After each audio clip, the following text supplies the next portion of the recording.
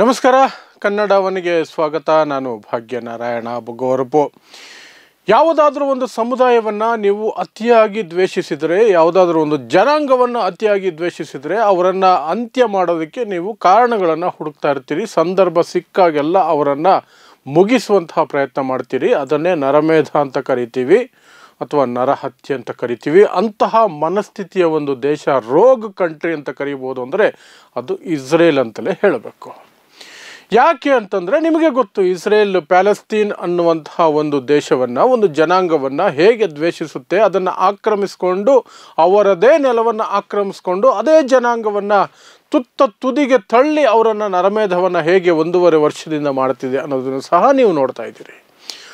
ಈಗ ಲೇಟೆಸ್ಟ್ ಆಗಿ ಅದು ಎಲ್ಲ ಹದ್ದುಗಳನ್ನು, ಎಲ್ಲ ಮಿತಿಗಳನ್ನು ಮೀರಿಬಿಟ್ಟಿದೆ. ಮಾನವೀಯತೆ ಅನ್ನುವುದು ನಮ್ಮಲ್ಲಿ ಇಲ್ಲವೇ ಇಲ್ಲ ಅಂತ ತೋರಿಸೋ ಮಟ್ಟಕ್ಕೆ ಹೋಗಿದೆ. ಯಾಕೆಂದರೆ ಯುದ್ಧ ವಿರಾಮದ ಒಪ್ಪಂದ ಆಗಿದೆ ಅಂತ ಘೋಷಣೆ ಮಾಡಿದ ನಂತರ 21 ಮಕ್ಕಳ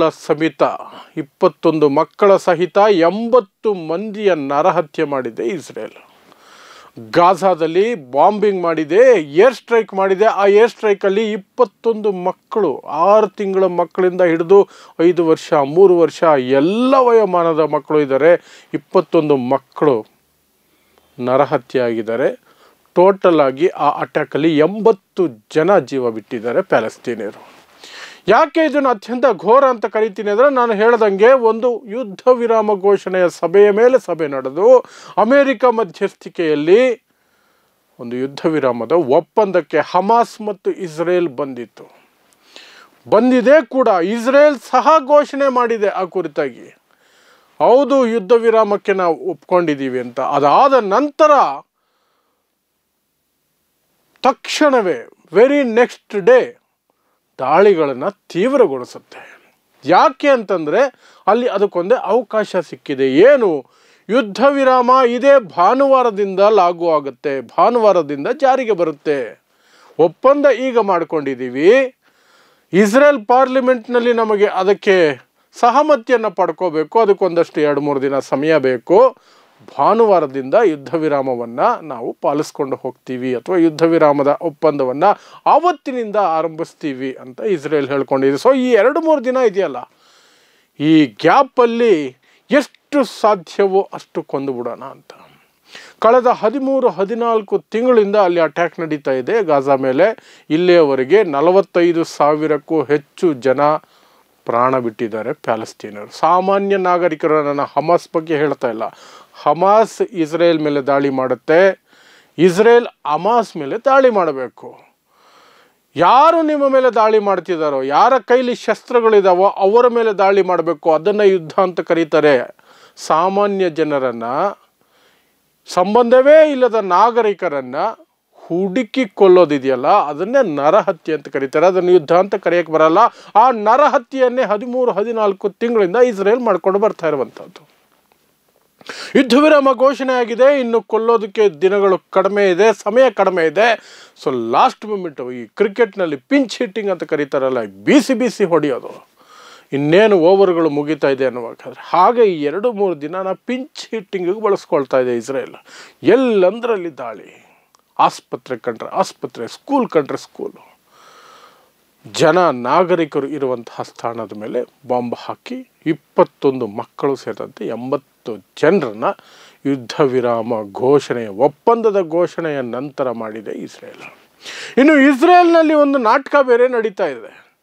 ಇಲ್ಲಿ ನೆತನ್ಯಾಹು ಮೇಲೆ ಗಂಭೀರವಾದಂತಹ ಕರಪ್ಷನ್ ಚಾರ್ಜಸ್ ಇದೆ, ಭ್ರಷ್ಟಾಚಾರದ ಆರೋಪಗಳಿದ್ದಾವೆ. ಅದು ಕೇಸ್ ನಡೀತಾ ಇದೆ. ಅದು ಸಾಬೀತಾದರೆ ನೆತನ್ಯಾಹು ಜೈಲಿಗೆ ಹೋಗಬೇಕಾಗುತ್ತೆ. ಹಾಗಾಗಿ ದೇಶವನ್ನು ಬ್ಯುಸಿ ಇಡಬೇಕು, ಯುದ್ಧದಲ್ಲಿ ಬ್ಯುಸಿ ಇಡಬೇಕು ಅನ್ನುವಂತಹ ಮನಸ್ಥಿತಿಯಲ್ಲಿ ನೆತನ್ಯಾಹು ಇರಬೇಕಾದ್ರೇ ಇಡೀ ಜಗತ್ತಿನಿಂದ ಸಾಕು, ಅದೆಷ್ಟು ಜನರನ್ನು ಕೊಲ್ತೀರಿ, ಯುದ್ಧ ವಿರಾಮ ಘೋಷಣೆ ಮಾಡಿ ಅಂತ ಒತ್ತಡ ಬರುತ್ತೆ ಇಸ್ರೇಲ್ ಮೇಲೆ. ಸರಿ ಅಂತ ಅದಕ್ಕೆ ಒಪ್ಕೊಂಡು ಅಮೇರಿಕ ಮುಂದಾಳತ್ವದಲ್ಲಿ ಮಾತುಕತೆಗಳು, ಕತಾರು, ಬೇರೆ ದೇಶಗಳು ಎಲ್ಲವೂ ಸಹ ಬಂದು ಒಂದಷ್ಟು ಬೆಂಬಲ ಕೊಡ್ತವೆ. ಸೀಸ್ ಫೈರ್ಗೆ ಹಮಾಸ್ ಜೊತೆ ಒಂದು ಒಪ್ಪಂದ ಆಗುತ್ತೆ, ಆ ಒಪ್ಪಂದದ ಘೋಷಣೆ ಆಗುತ್ತೆ. ಈಗ ಹೊಸದಾಗಿ ಒಂದು ನಾಟಕ, ಇಲ್ಲಿಯವರೆಗೆ ಇದ್ದಿದ್ದು ನೆತನ್ಯಾಹು ಹೇಗಾದರೂ ಮಾಡಿ ಯುದ್ಧವನ್ನು ಪ್ರೊಲಾಂಗ್ ಮಾಡಿದ್ರೆ ತನ್ನ ಮೇಲಿರೋ ಭ್ರಷ್ಟಾಚಾರದ ಕೇಸುಗಳ ಕಡೆ ಜನ ಗಮನ ಕೊಡೋದಿಲ್ಲ, ತಾನು ಜೈಲಿಗೆ ಹೋಗೋದನ್ನು ತಪ್ಪಿಸ್ಕೋಬೋದು ಅಂತ ನೆತನ್ಯಾಹು ಲೆಕ್ಕಾಚಾರ. ಇಡೀ ಜಗತ್ತಿನ ಬೇರೆ ಬೇರೆ ದೇಶಗಳು, ವಿಶೇಷವಾಗಿ ಅಮೇರಿಕ ಸಹ, ಯಾವ ಅಮೇರಿಕ ಒಂದು ಕಡೆ ಸೀಸ್ ಫೈರ್ ಅನ್ನುತ್ತೆ, ಒಂದು ಕಡೆ ಮಾನವೀಯತೆ ಅನ್ನುತ್ತೆ, ಇನ್ನೊಂದು ಕಡೆ ಕದ್ದು ಮುಚ್ಚಿ ಎಲ್ಲ ಓಪನ್ ಆಗಿ ಇಸ್ರೇಲ್ಗೆ ವೆಪನ್ಸನ್ನು ಕೊಡುತ್ತೆ, ಪ್ಯಾಲೆಸ್ತೀನನ್ನು ಕೊಡೋಕ್ಕೆ, ಕೊಲ್ಲೋದಕ್ಕೆ.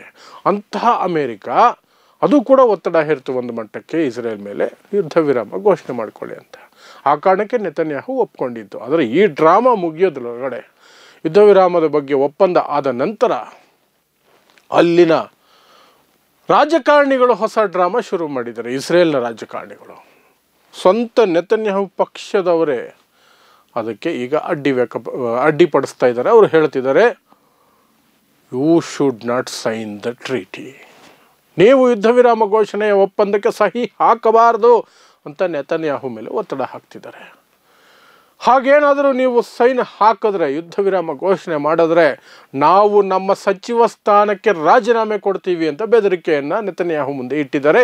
ಇವತ್ತು ಸದನದಲ್ಲಿ ಎಲ್ಲರೂ ಸೇರಬೇಕಾಗಿತ್ತು, ಅದಕ್ಕೆ ಒಪ್ಪಿಗೆ ಪಡ್ಕೋಬೇಕಾಗಿತ್ತು ಸಂಸತ್ತಿನಲ್ಲಿ, ಇಸ್ರೇಲ್ ಸಂಸತ್ತಿನಲ್ಲಿ. ಆದರೆ ಅದನ್ನು ಇವತ್ತು ಮುಂದೂಡಿದ್ದಾರೆ. ಆದರೆ ಇಸ್ರೇಲ್ ಸರ್ಕಾರದ ಕಡೆಯಿಂದ ಹೇಳಿಕೆ ಬಂದಿದೆ, ಭಾನುವಾರದಿಂದ ಯಾವುದೋ ಒಂದು ರೀತಿಯಲ್ಲಿ ನಾವು ಯುದ್ಧ ವಿರಾಮವನ್ನು ಪಾಲನೆ ಮಾಡಿಕೊಂಡು ಹೋಗ್ತೀವಿ ಅಂತ.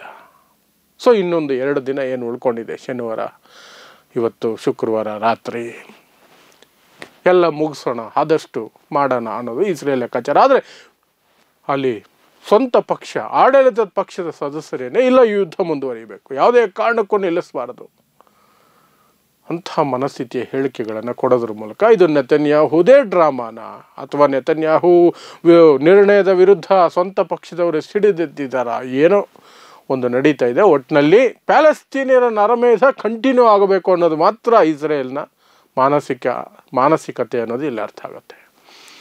ಯುದ್ಧ ವಿರಾಮ ಒಪ್ಪಂದದ ಘೋಷಣೆಯ ನಂತರನೂ ಅಷ್ಟು ಜನರನ್ನು ಅಷ್ಟು ಬರ್ಬರವಾಗಿ ಕೊಲೆ ಮಾಡ್ತಾರೆ, ಅದರಲ್ಲೂ ಪುಟ್ಟ ಮಕ್ಕಳನ್ನು ಟಾರ್ಗೆಟ್ ಮಾಡ್ತಾರೆ. ಅಂದರೆ ಅಮೇರಿಕ ಮಾತನ್ನು ಕೂಡ ಕೇಳೋದಿಲ್ಲ ನಾವು. ಒಮ್ಮೊಮ್ಮೆ ನಮಗೆ ನೀವು ದುಡ್ಡು ಕೊಡ್ತಾಯಿರಿ, ವೆಪನ್ಸ್ ಕೊಡ್ತಾಯಿರಿ, ಸಪೋರ್ಟ್ ಮಾಡ್ತಾಯಿರಿ, ಇಂಟರ್ನ್ಯಾಷನಲ್ ಲೆವೆಲಲ್ಲಿ ನಮ್ಮ ವಿರುದ್ಧ UN ಅಲ್ಲಿ ಯಾವ ರೆಸೊಲ್ಯೂಷನ್ ಬಂದರೂ ನಿಮ್ಮ ವಿಟೋ ಪವರ್ ಉಪಯೋಗಿಸ್ಕೊಂಡು ನಮಗೆ ರಕ್ಷಣೆ ಕೊಡಿ, ಆದರೆ ನಾವು ಯಾವಾಗವರೆಗೂ ಕೊಲ್ಲಬೇಕು ಅಂದ್ಕೊಳ್ತೀವೋ ಅಲ್ಲಿವರೆಗೂ ಕೊಲ್ತಾನೆ ಇರ್ತೀವಿ, ನೀವು ಹೇಳಿದ್ರು ನಿಲ್ಲಿಸಲ್ಲ ಅಂತ ಅಮೇರಿಕಾಗೆ ಇಸ್ರೇಲ್ ಹೇಳಿದ ರೀತಿಯಲ್ಲಿ ನಿನ್ನೆ ಅಟ್ಯಾಕ್ಗಳು ನಡೆದಿದೆ.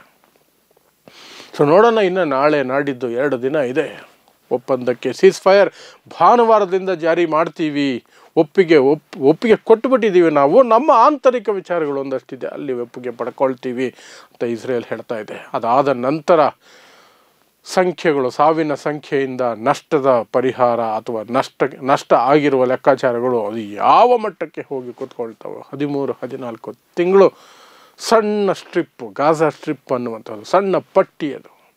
ಅದರ ಮೇಲೆ ಅಮೇರಿಕೆಯಿಂದ ತಂದು ವೆಪನ್ಸು, ಬಾಂಬುಗಳು ಸಿಡಿಸಿ ಹಾಕಿದರೆ ಅದು ಏನಾಗಿರುತ್ತೆ, ಎಲ್ಲ ನಾಶ ಆಗಿರುತ್ತೆ ಅಷ್ಟೇ.